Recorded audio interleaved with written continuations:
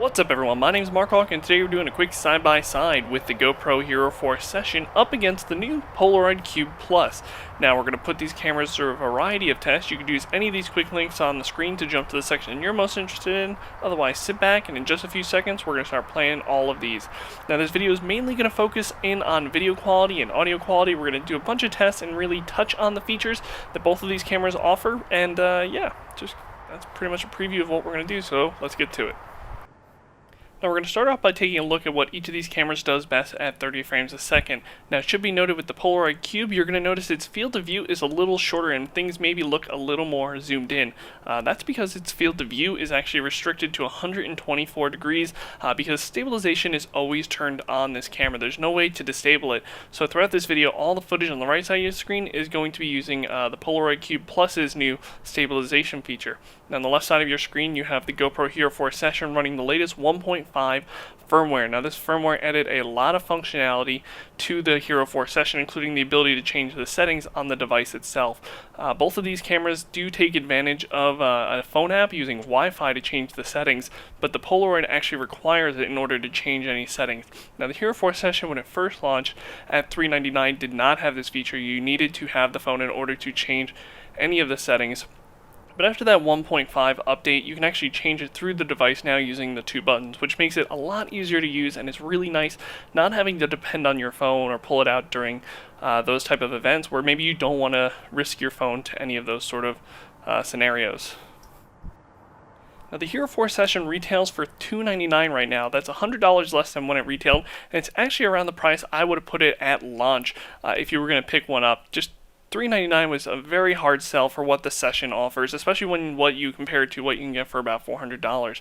Now the Polaroid Cube actually retails for about $150, which is $50 more than the last year model, but it's bringing a lot more to the table. We have stabilization, we have 1440p, we have built-in Wi-Fi now, so we can change the settings on the go, and the app actually does have a lot of different features, but we'll get into that more during its quick look. One thing on the right side of your screen you're going to notice with the Polaroid Cube Plus is it has this sort of pulsing feature. You see this a lot when we're looking at areas that just have a sort of a lot of a similar color, but just maybe aren't the same color, like a sky. Like, think of it more sort of as a mushy noise pattern. You just sort of see this sort of pulsing feature, and what I think it might be is it's actually the camera analyzing and then compressing the data, analyzing, compressing.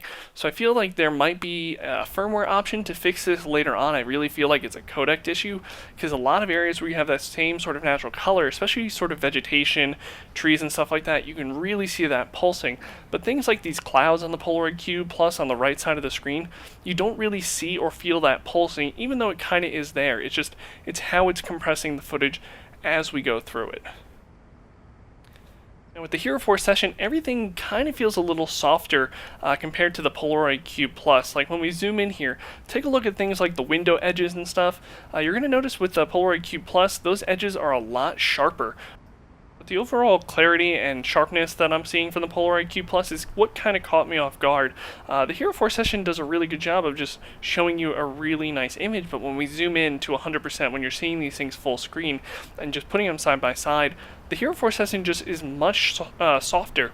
And initially I thought this might be because, well, maybe the Polaroid Cube Plus is crunching the values so we get really nice sharp edges. But later on in this video we're actually going to do a test with the Hero4 session to sort of match some of those settings, and we just don't see it from the Hero4 session. It's always slightly softer. I don't want to use the word muddy because it's a little more negative, but if you look at these as we're zooming in here, just look at the edges on these buildings. Everything has a really like sort of heavy noise pattern, but you can actually like just see edges a lot better on the Polaroid Cube Plus. Now when it comes to color, I really like the Hero4 session. It doesn't go too far in either direction to be way too saturated or way too undersaturated, but when you're looking at it compared to the Polaroid Cube Plus on the right side of your screen, right now it might seem a little washed out. But generally, it all depends on these sort of scenarios. So when we're filming at like 12 o'clock, 1 o'clock here where we are, everything is really flat in this situation. So it does kind of come off as feeling like a really flat plate. But later on when we go into our low light section, you can actually see with the Polaroid Cube when we're filming in some of those sort of more interesting color environments, it takes it too far in the warm direction, and the Hero4 session ends up looking really good. The Hero4 session, I guess, is a really good job of balancing out the overall picture, but sometimes sometimes it just doesn't look as pretty as the Polaroid Q Plus can make it with its default settings. And depending on what time of the day you mostly film, most people don't film just during golden hour. They're filming all throughout the day, so that's one thing to keep into consideration. If you're filming mainly throughout the day, some of these sort of punched up saturation colors might seem more appealing to you, and then maybe that 1 hour of the day where you do film in golden hour, it might look a little too far in one direction, but that's 1 hour of your day compared to the 7 or 8 you're filming at the beach. Now in this section we've actually started looking at the differences between 60 frames a second and 30 frames a second. One thing I really want to point out, especially on the Polaroid Q Plus, look in the upper right near the roof of that sort of building, the little sort of gazebo top, you'll actually see a name brand icon that you can actually kind of see in detail, especially when we zoom in here. Look at the top of that red pole on the left side of each screen. On the Hero4 session, that logo is almost completely gone. With the Polaroid Cube, you can actually see that there is a logo there, and it sucks that we're losing that in the Hero4 session, especially when I don't really want to bring price into this, but the Hero4 session is a $300 camera. I kind of expected it to be blowing a lot of what the Polaroid Cube Plus is doing out of the water, just in terms of video quality, because video quality is generally like the most important thing. But it's way too soft in some scenarios, and it's kind of unfortunate. Again, when we do the sharpness test later on, we don't really bring back a lot of that detail. Now, again, it is a really nice balanced image when we actually do start color correcting some of this footage in post. Again, if that's something you want to do, there's a ton of range with the Hero4 session. When you try and do that same sort of work with the Polaroid Cube, you're much more limited on sort of your spectrum. You just don't have the range in your blacks or your whites. But there's just a ton of detail we're seeing here in the Polaroid Cube Plus, and we're not really losing any detail in between 30 and 60 frames a second that's really noticeable. There is a quality dip between 60 frames a second or filming at 1440p. There's always a slight noticeable dip. Some cameras do some really weird things with edges and stuff. I don't think any of them on either of these cameras is really worth noting that are negative in any way that really should deter you from filming in those modes. Again, the Polaroid Cube is always stuck on that 124 field of view. With the GoPro Hero4 session, we can actually change our field of view just to make it a little more narrow. We can do medium. We actually have a range of options. The Hero4 session itself does have a wide variety of options. We can change things like ISO. That way, for filming at night, we don't want as much grain to pop in. We can bump that down to 800. And while the Polaroid Q Plus does have a lot more options compared to last year, in terms of overall features and usable features through the phone, there's just a lot more on the Hero4 session, but a lot of the ones that matter, or at least that you would kind of want, are there on the Polaroid Q Plus, with the exception of having the ability to turn off stabilization. Now, one of the negative things about having stabilization always turned on is sometimes when you're doing these locked off shots, your footage will actually starts to drift to the left or the right, because the camera thinks it detects motion, so it's trying to sort of correct that sort of motion, and then it will just sort of slide to the left and right. It would be really nice to turn off that sort of stabilization, but the fact that it's on for most people, I feel, won't be a real detriment. It actually might be a feature. There is no stabilization at all on the Hero4 session, which is super unfortunate, especially this late in the game. It's a big selling point to a lot of people. So as we're underwater here, take a look at things like the tiles on a lot of these textures. You'll just notice with the Hero4 session, again, we have a slight softness. We don't really have the edge work we want, but we have a really nice balanced image. Again, that sort of really crunched down, saturated look of the Polaroid Q Plus is really nice. All of those ripples and stuff have really nice sharp edges. We can see that crack on the left really well. Those tiles on the bottom, we can see all the individual squares and really have nice crisp lines. The water has a little too much red in it, and that might be the camera's automatic ability to kind of sort of pump up the red value. That way we're not in an overall blue, but the saturation is just so high that it sort of takes over the whole image anyway. Now with the Q Plus, you are going to have to buy a aftermarket waterproof case in order to go underwater. It is not waterproof right out of the box. Found that out the hard way with the original Cube, and that's going to set you back about $25. The Hero4 session, however, can go underwater right out of the box with no additional cost, up to I think about 15 feet, but people have definitely pushed it further with fine results. Now here was what I was talking about, the saturation on the Cube Plus maybe being a little much at certain times of the day. Now if you look at the Cube Plus, especially when we're spinning around this car for the stabilization test, there's parts of it that can feel really pink or way too red or just way too overexposed, while the Hero4 session is always providing us a really good balance of colors. but a lot of times that might make it feel a little washed out. Now, one of the big things is with the GoPro line of cameras is they're always really good about post-production stuff, so you can always go in later and change the color as you want. And that's what we're going to do here. We're going to play that same clip back again, and what I've done is I've gone in, I've added a sharpen filter, and I've turned it off there, and I've also added a curve to sort of crunch down those values, and we kind of turn it on and off throughout this shot just to kind of show you can you really make that sharpness come back if we just crunch down the colors. And in my test, you couldn't get it to be as sharp or have as much detailed edges as the Polaroid Cube Plus, which was a little unfortunate, especially given the Hero 4 Session's almost double price tag. Alright, the Polaroid Cube Plus and the GoPro Hero Session are recording at 1440p, 30 frames a second, while the Polaroid Cube here is recording at 1080p, 30 frames a second. Polaroid Cube Plus and the GoPro Hero Session are recording at 1440p, 30 frames a second, while the Polaroid Cube here is recording at 1080p, 30 frames a second. And the Hero 4 Session has this new dual mic system, so if you're riding your bike or you're sort of using it on a car and you have a lot of wind noise coming in the front mic, it'll actually switch to the back microphone to sort of cut down on that audio. And even though it's in a waterproof case, basically, right out of the box, none of the audio sounds muffled or anything like that. The Polaroid Cube was not in a case for any test, it was just sitting on its magnetic base, and the audio sounded really poor. Like, there's nothing obstructing the microphone whatsoever when we recorded that audio test. Now, I guess it's also really cool to note that the Polaroid Cube Plus does have a magnetic base, which came in handy during these tests because I could not get my hand on the tripod case. It's a tripod mount for the Polaroid Cube Plus. Just a lot of shipping errors from two different manufacturers.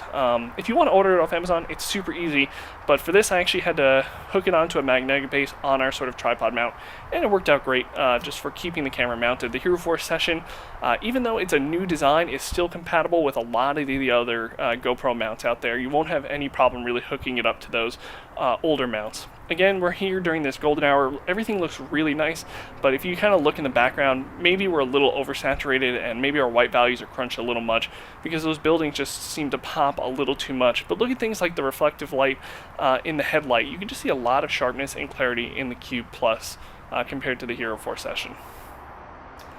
While the Cube Plus definitely has a lot more detail and things like ground detail, we did see some of that popping and bouncing in the noise earlier with things like shrubs and scenery, and there is a bunch of green being added to that ground. The Hero 4 Session, again, just staying balanced, nothing too surprising, nothing super impressive. I mean, we're looking at this building, everything now seems pretty much good. You can argue that the Cube Plus at this point, a little too crunched, but then we switch over to this shot, which was shot right after that last one. Things just sort of feel fine. The balance is really well done after this point. Again, we're in that sort of more flat light mode now, where the benefits of having the Hero 4 Session sort of more muted color balance doesn't really help us. I really feel the Hero 4 Session should maybe add a third color option, because right now it has the GoPro color grade and the flat color mode. I think it could really benefit from something in between that's a little more vivid, has a bit of a pop. Again, when we're facing the sun here, the Polaroid Cube Plus's color profile isn't really helping us too much. It's definitely crunching those blacks a little much. The sun has a really nice glow, but that sort of red is sort of eating into everything. And then there's points when we have an image like this where the chromatic aberration starts to really look weird. Like, look at those headlights in the distance. They kind of have this weird twinkle or weird edge, and chromatic aberration is kind of like, if you think of red, green, and blue, all three of those colors combined make your image. Now, when those don't sit on top of each other perfectly with really nice edges, you start to notice like blue fringing or yellow or on the edges of harsh objects, and we get that a lot actually with the Polaroid Cube, and it's sort of emphasized by the really sort of crunched down color space. We don't really have that with the Hero 4 Session, again, because everything's really soft. I have a feeling if that was maybe sharpened, you would start to notice a little bit of fringing, but definitely not as much as the Cube Plus. Again, here we have a low light situation. We'll do the Hero 4 Session as a full screen. Again, we still have those soft issues and stuff, and both of these cameras are going to have a hard time with the nighttime image. We have a few options with the Hero 4 Session that we don't have with the Polaroid Cube, such as sort of ISO control, but when we put both side by side, there's definitely a little more detail, again, in the Polaroid Cube Plus. Both of these cameras might not be ideal for low light situations just because they have such a small image sensor, and for low light with a small image sensor, it's really hard to collect light and get a really nice image. But if you're going to use this camera as a dash cam, I don't know if either of these cameras are going to be better off than the other. The Hero4 Session sort of softness isn't going to be the best, and the Polaroid Cube, the way its button interface works, might not make it the best, but as long as you're willing to press that button each time, it actually might serve you as a really good dash cam, especially at its $150 price range. And when it comes to still images, the GoPro Hero4 Session is using an 8 megapixel image sensor at a resolution of 3264 by 2448. Now the Cube Plus is using the same resolution but at a 6 megapixel image sensor. Now both of these formats are a 4:3 image sensor format, and the Hero4 Session sort of more balanced neutral color and having more range in our blacks and our whites maybe benefit the Hero4 Session more here, generally because we have a tendency to edit image colors on our phones a lot more than we do video. So having that extra range when we're posting things to Instagram or uploading them to Facebook, and then just sort of color tweaking before we do that, the Hero4 Session is going to sort of benefit a little more. But a lot of what we said in the videos does apply here, though I do feel like the Hero4 Session's still image quality is just a tad bit better. You can find a link to all of these images and check them out in lossless quality using the download link in the more information section below this video, so check that out. Anyway, everyone, that's going to wrap up our side-by-side of the GoPro Hero4 Session up against the Polaroid Cube Plus. Let me know what you thought in the comments section below. Really interested to actually hear your comments on these two cameras. What do you guys think of the color profile differences? Which features are more important having and not having? If you're feeling super generous, head on over to our Patreon page. A lot of Mark Cam is paid for out of pocket. However, the Polaroid Cube Plus was provided as a review unit in this video. You could also like and share this video if you don't have any money. That's just fine. And again, I'm Mark Cam, and I'll see you all out there. Have a good one, everyone.